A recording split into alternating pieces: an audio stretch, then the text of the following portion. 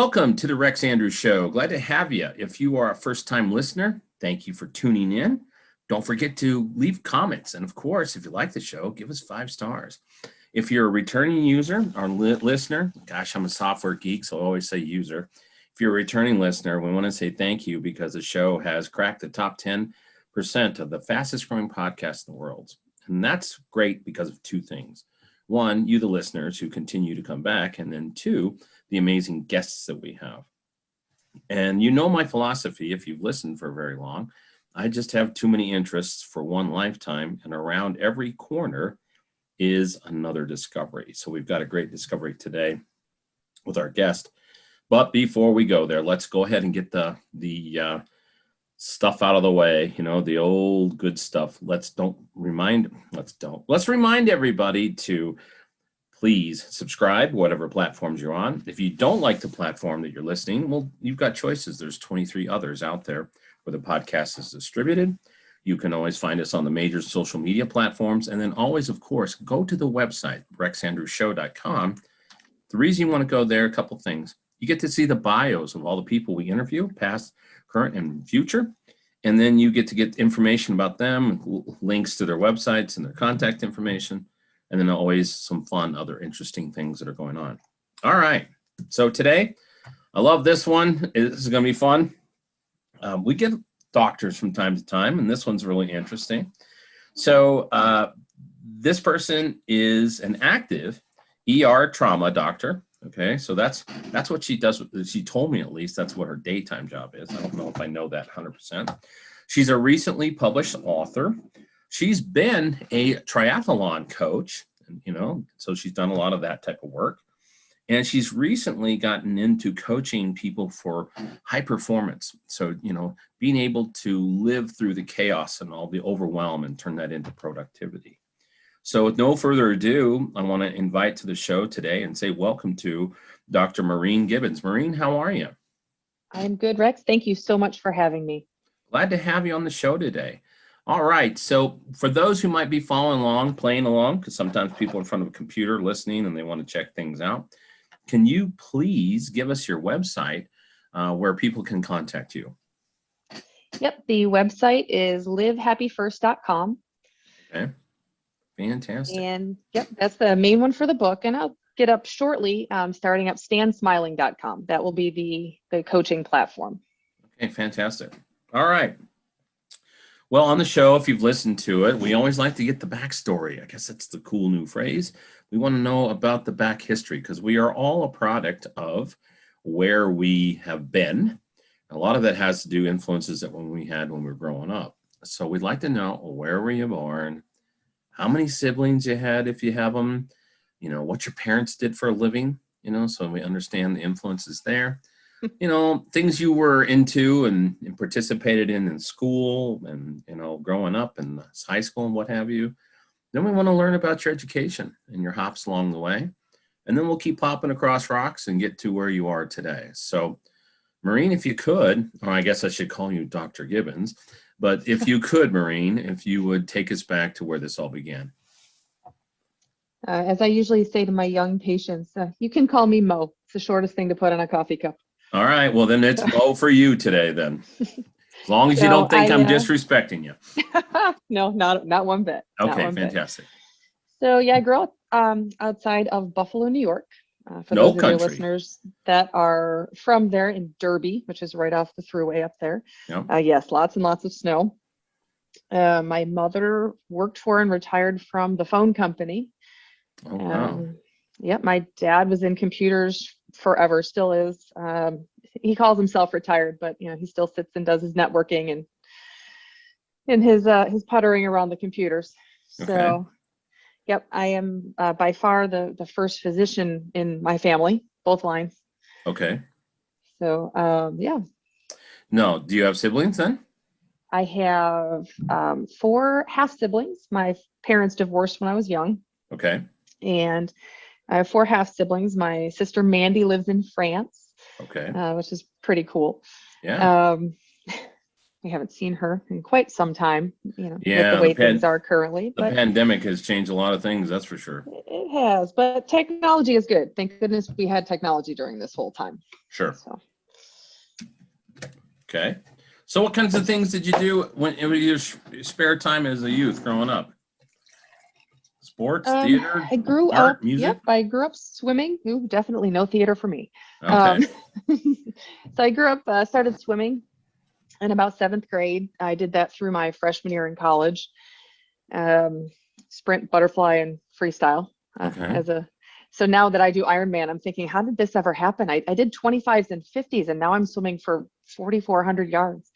Uh, So a little bit of a change there.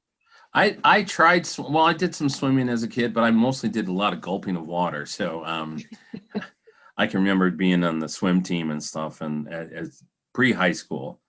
And I decided after they did the lifeguard training, where the people tried to drown you, the drown proofing stuff. Yep. I said, I'm not doing this. It's no more. So Yeah, and that's congratulations. actually that's probably where you and I diverge. I thought, oh, I like this. I like Yeah. this. Yeah, I was a lifeguard for a while, so I Yeah. started out. My first jobs were lifeguarding, and I've spent my professions have gone from lifeguarding, waiting for someone to get hurt, to athletic training, waiting for someone to get hurt, plus a little prevention in there. Right. And now I'm a nighttime emergency medicine physician, so I go to work and I wait for people to get hurt. Oh, wow. So you are a person that must be patient. Well, probably a lot of nights it's not, you don't have to be that patient. Not very patient at all. I bet. So when you were growing up, what was your childhood like? Your parents got divorced, but then, one gets remarried. How was what were some of the things, were there any like traumas or anything that happened or, did you experience sort of a normal growing up environment? Tell us a little bit about that. It was normal, I would say. I mean, I don't really know what normal is, Sure. other than the setting on a washing machine, but no big traumas. Okay. I think, of course, my parents' divorce shaped who I am and kind of how I do things. Oddly, as a child, I was very kind of depressed, I guess, looking back is what I would see it as. I didn't know. I didn't know it at the time. I wouldn't like to go outside. I wouldn't like to be outside, play outside. I mean, I did. I did some fun things, of course, Mm-hmm. but I do a lot of play by myself outside, not a lot of team type or playing in the neighborhood kind of thing. Sure. And I don't know if that was just from I lived with my mom and went to my dad's once a week. So Okay. I saw my dad and I are very close as well. So that's fantastic. But I think it's a child's perspective where you're trying to find your way in the world. Yeah. And, part of what I mentioned in my book is that, I never felt like I had a home. And as I got older, much older, I realized that I had to create that for myself. Okay. Because I'm not sure my parents actually knew what I needed or knew how to do that even. So am I hearing you right that you just didn't really have that home base, that safety that you were craving? Exactly. Yeah. Mm-hmm. Yep. That safety, that feeling that I could stand in a place emotionally, I guess, that I was Mhm. safe. I was okay. One of the interviewees I did moved like 63 times as a kid. They were refugees. Her father was an international con man. It's an incredible story. But to Wow. move 63 times as a youth, I mean, just how do you put up with that? Okay, so you finished up high school, and what was next? Where'd you go? I went to college at St. Bonaventure University Okay, in Western New York. Western New York. Yeah. And that's where, I ended my swimming. I say it's a career. It was completely recreational, Division I school, but I was a walk-on. It was fun. It was very hard and just a really good experience. And then I shifted into being a student athletic trainer at that time. Okay. Sort of went toward the profession. Originally I was pre-med then, but I wasn't smart enough to go to medical school. So I was discouraged from applying. Yes. So what did you finish your degree in? Was it kinesiology or what did you It was finish actually up in? biology. It was biology Biology. and pre-med. Yeah. And then I had a minor in sports medicine. Okay. So that's, and then I went to graduate school in Kalamazoo, Michigan at Western Michigan University. Okay. And then got a job in Ohio outside of Cleveland. Okay. And worked for about 3 years before we decided to go to medical school. My husband and I went together. Okay. Wow. Wow. Okay. So now, see, you did one better than me. I was a pre-med major for a while, and I was a football player, and I was a chemistry major. But then you were always just taking chemistry and biology and the anatomy classes and the cadaver labs and just all that fun stuff. However, at 20 years old, drinking beer and chasing girls and playing football was a lot more interesting than those classes. I wasn't chasing girls, but yeah. Yeah. Okay. Well, you get it. I mean, I was living the college life. So, Exactly. yeah, I just didn't finish in that. And there are days I look back and go, dang, but then there's days I'm like, nah, I'm fine. I'm fine. So, as I say, your path is exactly what it's supposed to be. that's right. We pick and choose. So you both decide to go to medical school. Oh my goodness. What a bunch of resources that takes. I've got a daughter that's in medical school at Tufts in Boston. And yeah, I understand what that's all about these days. Yes. And the blessing and curse, like you said earlier, that we were old enough that we didn't get support and or expect support from family. I was 28 when I started medical school, and we took out loans for the whole thing. Wow. We both did. Yep. Now, what did your husband finish in? What discipline is he in now for medicine? He is also an emergency medicine physician. Oh my goodness. Yeah. Are you guys work at the same hospital or the same ER? We don't. It's actually, we try to work at separate hospitals. It's a little bit easier to take vacation. Ah, I see. Yeah, because one's not, you have coverage issues. Okay, correct. I get that. So do you guys come home at night and discuss trauma of the day? Ooh, mine's better than yours. There is a bit of work that gets discussed, especially, lately with working, I guess I can call it on the front lines of the pandemic. Mm-hmm. It's changed our practice a little bit, but we don't talk about work a ton. Actually, okay. I'll be notified gently if I start talking about it too much. Oh, well, that's good. That's good.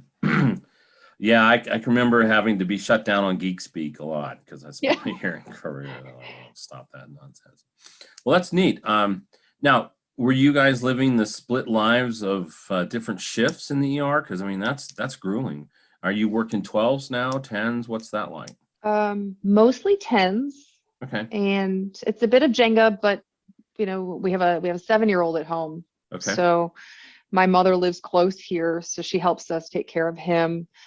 But we only work 12 shifts a month, so it's definitely doable. It affords a lot of time at home. The nice part is because I only work nights, I'm home in the afternoons for our son. That's nice. So it's quite nice. That's nice. So what's been the craziest thing about being in trauma ER? I mean, what a different lifestyle than most people. Yeah. I think the most interesting thing, and a lot of people ask me, "Oh, what's the best trauma you've seen?" Well, no, that's day to day. That's the drudgery of your work, right? Right. I think the thing that I like the most, especially working nights, is connecting with my coworkers. Mm-hmm. We band together at night. Okay. We're usually understaffed. Yeah. That's bars close at 2. Alrighty, let's go. And my other physician shift ends at 2:00 usually. Right. So it's me, a nurse practitioner, and my nursing staff, and and then we battle. Okay. Just coming together as a group, I think, is so important. It's really shown me a lot of connection. Mm-hmm. Okay. So how long have you been an ER doc? This is my 12th year out of residency. Yeah, we did residency in Tampa, Florida. Okay. Well, and I'm not moving south, not moving north. Not moving north. The thing that's been interesting, I don't know if I've ever met somebody that it's in the same discipline. I mean, I've met doctor couples before, but not usually in the same discipline. And that's really unique. Yeah, there are a couple of us around, a few couples here and there. I did some research on the medical marriage when I was in residency. Uh-huh. My husband has a couple of friends at work that have ER physician spouses. Wow. But yeah, it's definitely, we're a little tough to come by. Yeah, unique combination. So I understand that you were into triathlons for a while. Still am. Still am. Well, when they happen. Okay, yeah. Not many events going on these days.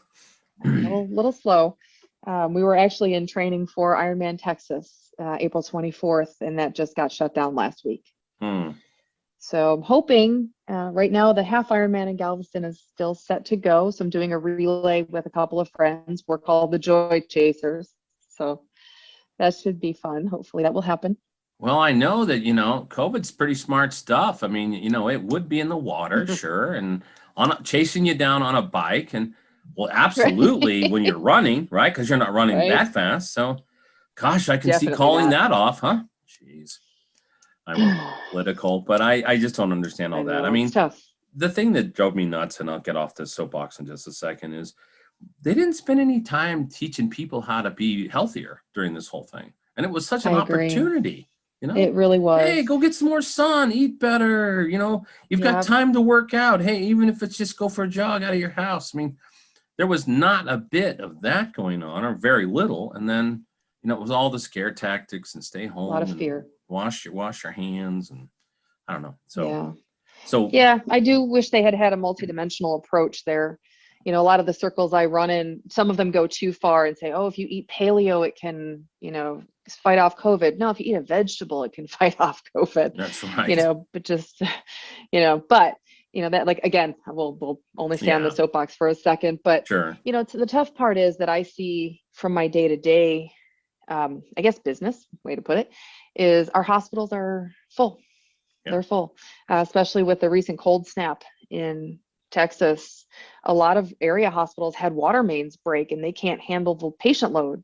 So it all got pushed north, and we're dealing with the brunt of that. And I can see why they have to rearrange elective events, almost like arranging elective surgeries. Sure. Well, I hope 2020 is a year that we never have to experience again, because it was chaotic. And to be honest with you, I think when it first came out of the gate, nobody really knew what to do.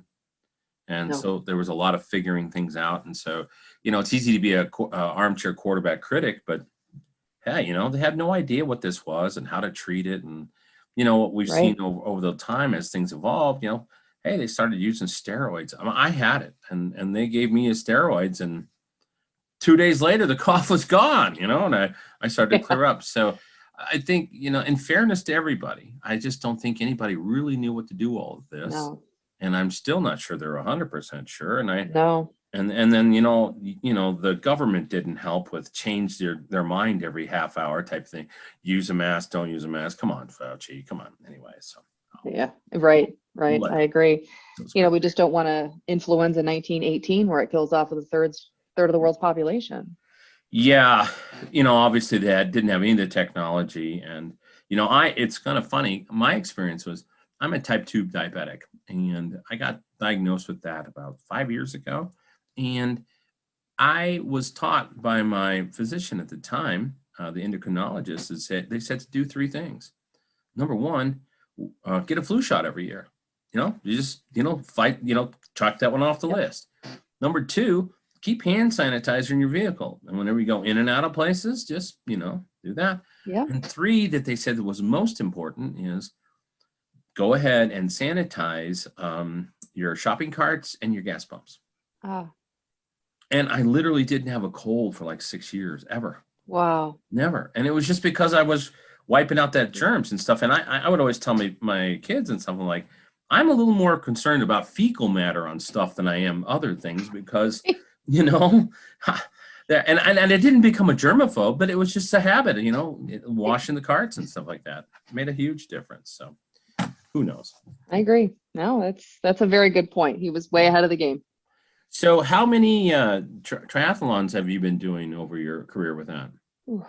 I have completed 7 full Ironmans. Oh, wow. 7 full Ironman races. And I think about 9 or 10 half Ironman races. A bunch of sprints in there, a bunch of Olympic distance. Wow. I'm not slow, but I'm persistent. Or I'm not fast, but I'm persistent. See, I just can't even understand that whole concept. I was a power lifter. I was a football player. And I'll do something for 30 seconds. But if you want me to run for hours, what are you talking about? I can't. I'd be bored out of my mind. But no, I was more. My first Ironman, I was the last official finisher. Oh, wow. And it was 16 hours, 59 minutes, and 43 seconds. Oh my goodness. Wow. Well, you finished, Yeah. right? Yep. And yeah, I mean, I spent so many years, being slow and praying that I wasn't the last finisher. Boy, that day I was like, I don't care if I'm the last finisher, just please let me finish. But you were. And it did. Well, congratulations to you. That takes a certain amount of discipline. And I know that when people get into it, they're really, you really catch the bug for it. So that's great. Yeah. Yeah. So now you were recently published. Tell me about that. What's your new book about? The book is called Happy First: How to Win Life in the Moment at home, at work, at the gym, and even in the kitchen. Okay. So it's a lot about explaining the Happy First concept. Okay. Is a concept that you're born happy. Our bodies are made of energy, and we are born with all the happiness we can ever dream of. Sure. So we do things and make choices that kind of interrupt that flow. So it's a book about how to sort of eliminate some of those, just sort of an explanation of, don't chase happy. You've already got happy. Let's kind of dig in and try to find it. Okay. It's at the root. I was my first grandchild of any kind came last April, and he's the happiest little. I just love him, and it's when you're a parent. Now I've raised 5. People can look over my shoulder and you can see the crew. When you're a parent, it's also new to you. You're doing those phases of life when you're just trying to keep everything together, get some sleep occasionally. Just all of those things that you're just overwhelmed.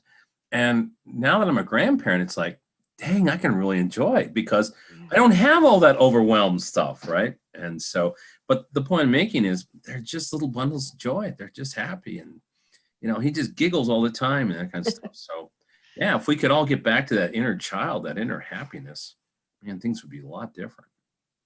So when you're talking about that happy first, how do you get people to dial back? Because we all run in our lives at, the spinal tap, that goes to 11 type thing. Right. We're all on 11. We're all on 11 all the time. And thanks to technology, when we're running around with our phones and stuff, we're hyper connected. And so I believe that is a huge stress because there's a constant game of comparison. There's the updates and, keeping track of stuff. And so how do you dial people back? So, it's something that one of my business mentors really likes to focus on, and that I just really think it's something to live by is, for example, social media. You're talking about all the updates, and we have more information at our fingertips than we could possibly consume. Yeah. It's like being in medical school all over again. Yeah. And so she always says, use social media, don't let it use you. So, much like anything else in life, creating healthy boundaries. And I don't mean even like unplugging for a weekend or, selling all your possessions to drive off in an RV. And, sure, we like to achieve. Our brains like to get things done. We like to get to the finish line. We like to do new things and learn new things and meet people and connect, right? So sure, all the connection sometimes is a good thing, like this. Right. So, social media in general, I think is a godsend. And the very first thing I talk about in the book is just shifting your perspective. Okay. Because we hear all the time, oh, you've got to disengage, you've got to unplug. Well, yes and no. Maybe while you're looking at social media, make a point every day to connect with someone you haven't seen, like a friend from high school. Yeah. Send them a message and say, oh, how's it going? I haven't seen you. I love to see your face. It's so good to see your face. I forgot you existed. No, but really, you're like, wow, I haven't seen you in 20 years, 30 years, 40 years. That's connection that we have within this abundance of connection. So it's almost too much, but we could use it differently, I think. Well, I think you make a really good point there because the use is different. Thanks to the algorithms that they've written on for like Facebook and Instagram, they want to keep you in that little bubble. So they're only presenting like 25, 30 people. Well, not that I'm anybody, but I was the president of my high school class when Facebook hit. Gosh, I connected with all these people. I got like 1,000 friends on Facebook. Right. I got like 3,500 connections on LinkedIn, and there's virtually no crossover. But I only see the same handful. And so, right. Yeah, you click their thumbs up, so then they send them back to you, and you see we get locked in these little circles. Yeah, these little bubbles, and they want to keep you there. And it's unfortunate because I know that there's a ton of those people I should be connecting with and saying hello, Right. people that I did a lot of stupid human tricks growing up with that I should probably reach back and say, hey, how's the stupid human tricks memories going for you? So anyway. All right. So that's one way to get Right. dialed back. You know, I mean, and go ahead. so then they would love to heal, like they would love to feel your energy. You know, they'd love to hear you. They would love to connect, I'm sure. Yeah. And if they smile and their day's better, their family day's better. And then, you know, it just keeps going. And Yeah. I think that's part of it, is just enjoying the situation you're in. Yeah. Even if it's overwhelming, even if it's a trauma or something of the sort. Yeah. The average person today spends, and I just know these stupid statistics because I'm an online traffic geek guy. And geek is an affectionate term. So if I call you a medical geek, that is affectionate. Oh, nope, I'm good with it. Okay. So the average person is spending 6 hours a day on a mobile device. Mm-hmm. We spend, get this one, 8 minutes on average just doing Google searches. Oh. Restaurant near me. Wow. How to make a origami paper hat. I mean, but your entire time that adds up, it's 8 minutes a day that you're just initiating a search. Isn't that crazy? Wow. That's a lot. Yeah. And so and 80% of that stuff is you're hunting for something. Okay. So it's interesting dynamic. We are so glued to our phones. It's hyper connected. If I think back to, hyper connected as a kid, there was no such thing. I was more hyper connected to sports and friends than any of this. So it's crazy. But I still see the good in it. I still see the good that we can get out of it because, my opinion, the internet is a gift from the Lord, and there's a lot of things that can be done really good with that. But then, the way people are using it today is not always the best.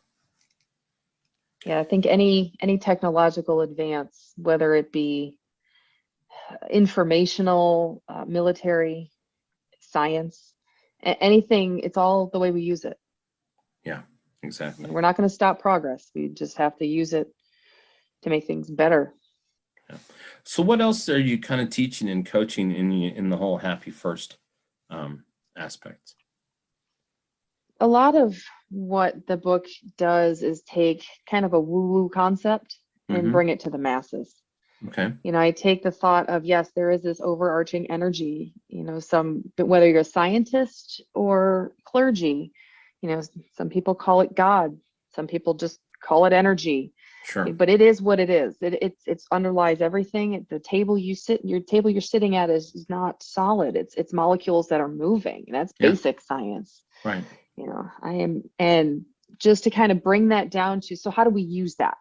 I used to love that stuff, but I could never really apply it. Mm-hmm. So how do you actually use that information that I have this limitless potential in your daily life? And sometimes it is taking a second and sending a text to someone you haven't spoken to in ages. Sure. Just to touch base, nothing major. Say, hey, are you in town? Maybe you want to grab a cup of coffee, or want to go for a walk, or things like that. Like how do you, like, within this overwhelm you've got, because you don't want to lose your job, and you don't want to lose your family, and you don't want to lose any of it, but you also want to show up for it all. Sure. And instead of running from place to place to place, if you stop and just take a moment and breathe and be here, be all in for the moment you're in, and not think about the next thing. Or, my husband has a saying with triathlon, swim when you swim, bike when you bike, and run when you run.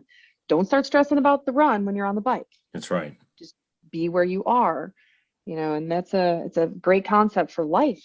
You can do 15 things, but we don't really multitask as humans. Our brains don't do that well. No.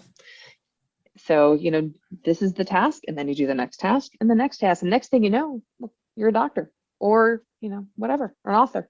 Well, the interesting thing about that too is that a lot of people are, self-criticism is one of the worst things that we do. We don't stop and give ourselves credit for things, So it's easy to get to the end of the day and look at a task list and say, well, I missed these 24, but I got these done.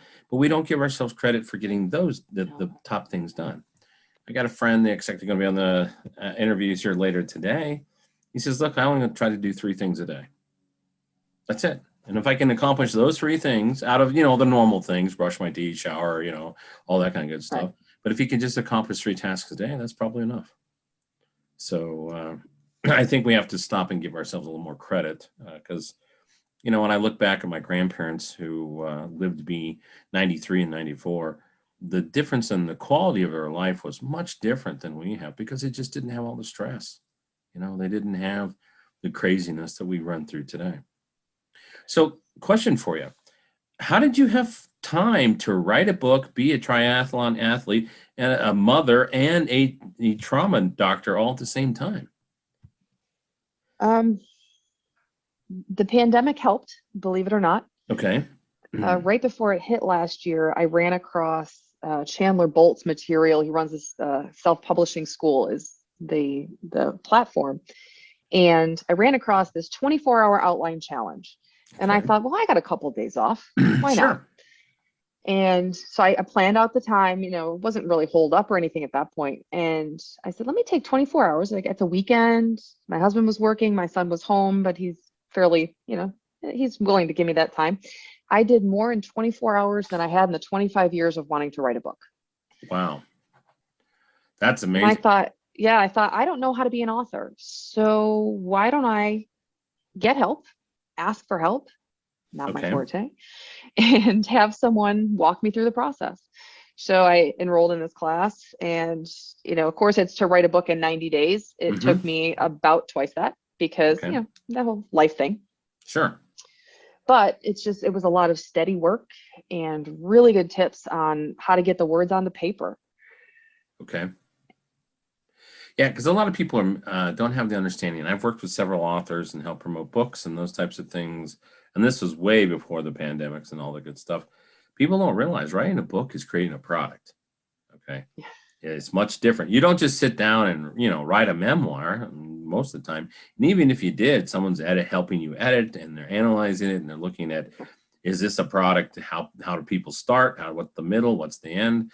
It's a lengthy process and people don't really sit down and think about that. So I always ask somebody when they've just written a book is, holy cow, that's an endeavor. People don't understand that it is quite the endeavor. So what was the most difficult part for you? The most difficult part, I think, was taking criticism when my editor came back at me. Okay. And I was like, oh, that's okay. All right. Time to grow a thick skin. That's right. That's right. And then what's been the most rewarding about writing the book?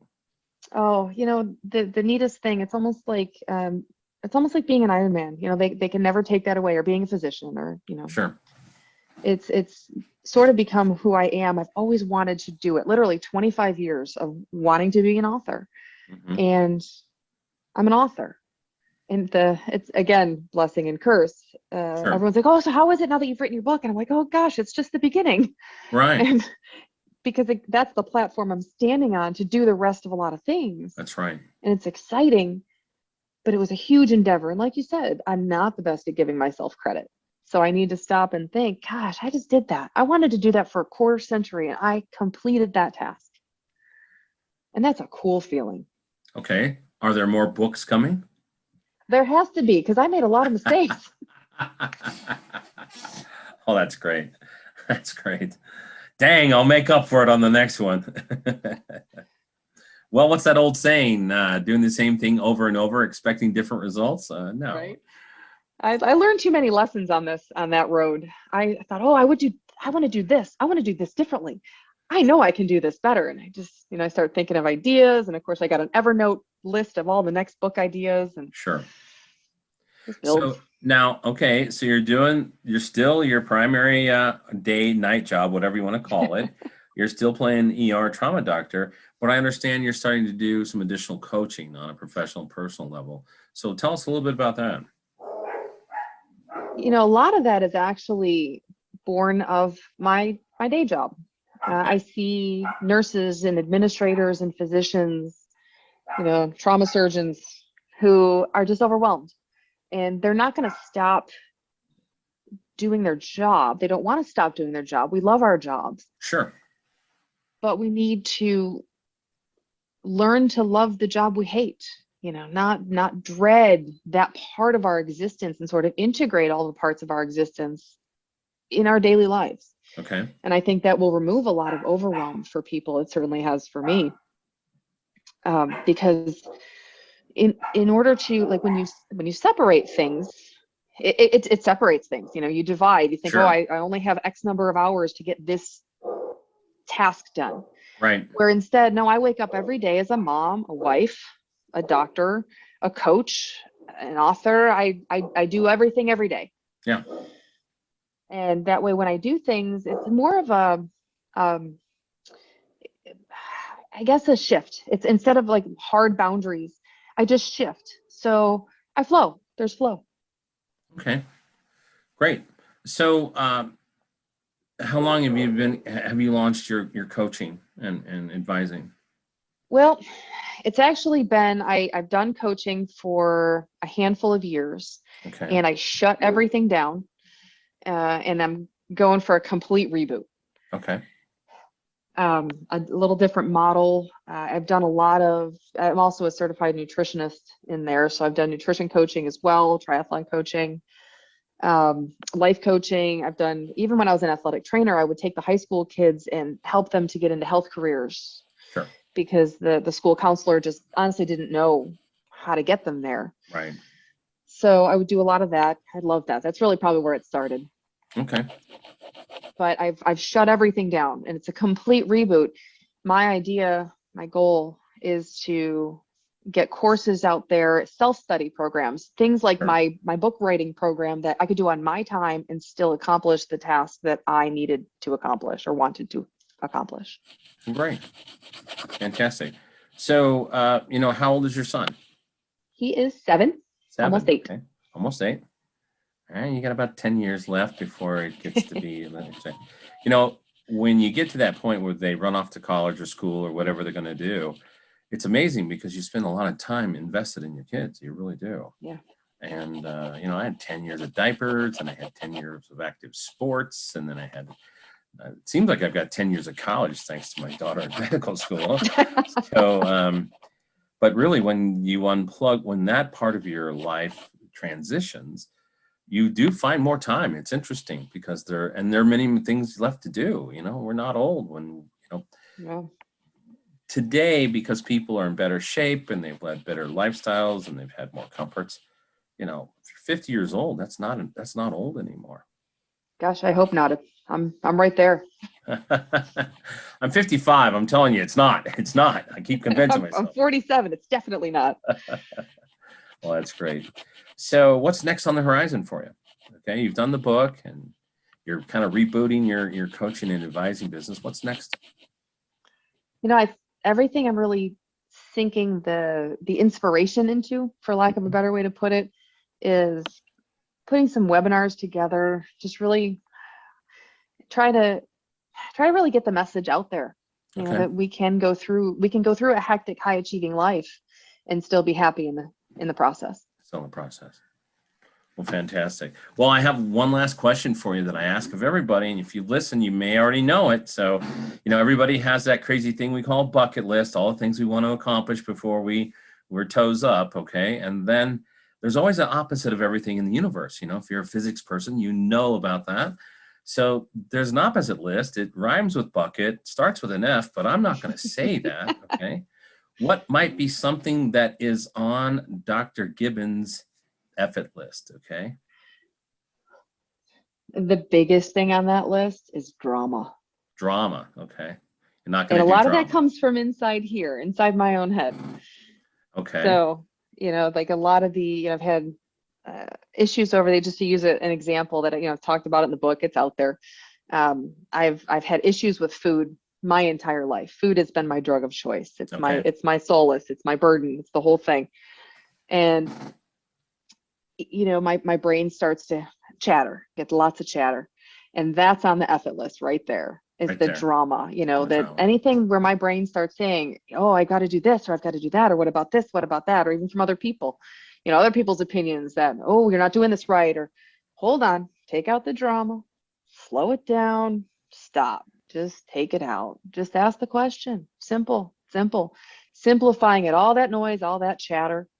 And a lot of social media is a lot of chatter. Yeah. Well, that's a great response. That's a good thing. I've heard all kinds of items on that list. So thank you very much. So you've been very generous with your time today. It's great to meet you and understand what you're working on. To get a glimpse at someone with a very high performance life. That's inspiring to a lot of people.